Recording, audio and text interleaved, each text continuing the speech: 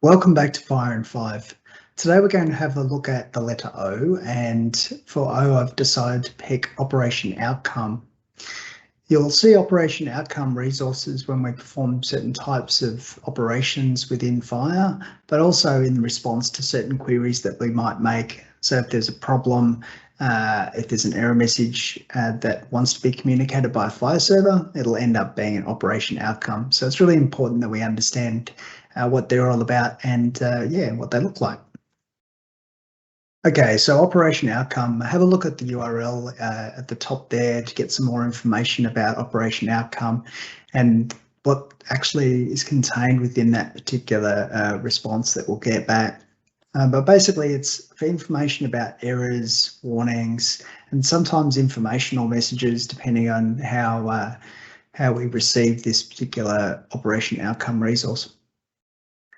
So it provides detailed information about an outcome, so an operation outcome, and it's really useful when, say, we were posting a record to a FHIR server and it didn't like the record that we got.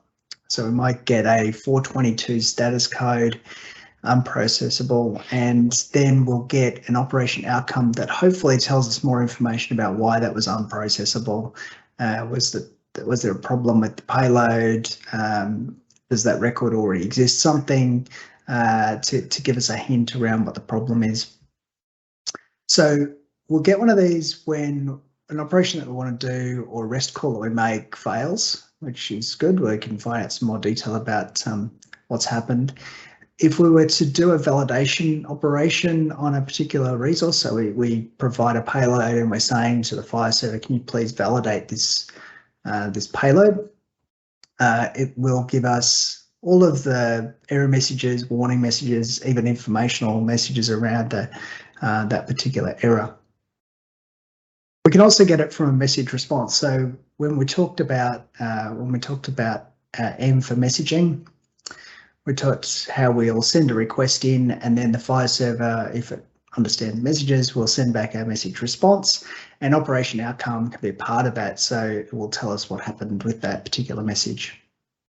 We can also get it from when we submit a batch or a transaction to the FHIR server. So we're saying, here's some FHIR resources that we want to persist to the FHIR server, and there's typically a relationship between those FHIR resources. We're saying post those as a transaction, and we want you to roll it back if there's any issues with the processing of that transaction or that batch of records.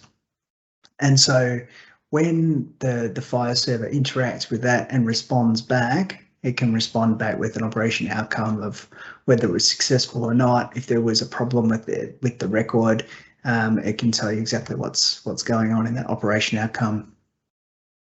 We can also get it in response to a bundle request. So if we do a get, searching based on certain criteria, we can get it in the response, an operation outcome containing some information around the query itself.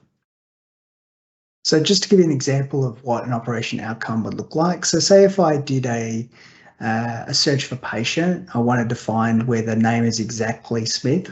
The reason I might want to do that is if I just said name equals Smith, I'll get patient names that contain Smith somewhere in the text. So I'll get Smith, Smythe or Smitherson as responses coming back. So if I say exact, I'm saying just give me those where the name is Smith, and that's it.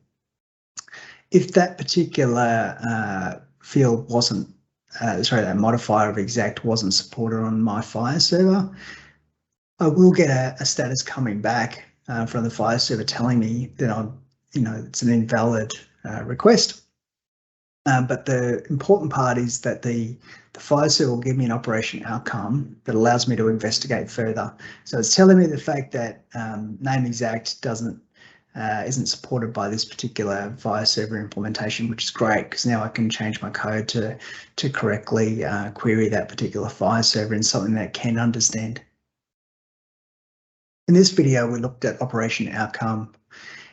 When you do get strange status codes or 400 series HTTP status codes coming back from your operations when you're hitting a FHIR server. It's really good to have a look at the operation outcome to see why you might be getting those errors. Hopefully you'll get some more detail of what the issue is and you can start your analysis and working out how to fix the problem.